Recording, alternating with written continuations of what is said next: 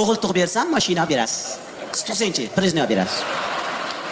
Voy tuqqan sari ularning martabasi ulug'lashib, tuqqan sari obro'yi ko'tarilib, birovni bir tinga olmay qo'yadi.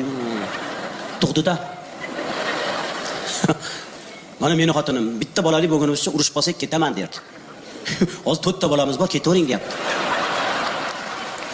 5-6 ta tug'sa o'zingni hayda borar ekan. Yomon xijolat bo'lib ketaman ba'zida. Как будто meni olib kelishganda yor aytib amakilarim. Paranjiga o'rab, ha? Tog'am chimildiqqa tashab chiqqanda, sabr qilib o'tiraydi deb, ha? Ba'zida shayton aytadi, "Shat ketib boryapman" deyman.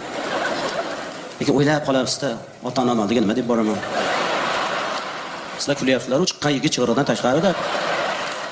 Ota-onam tushunadi, boqib katta qilgan. Mahalla ko'y nima deydi? Palonchining o'g'li qaytib kelibdi degan gap. Yomon gap bu.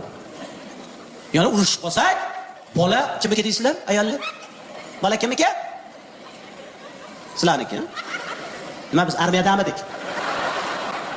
Meni kechirasizlar ayollar.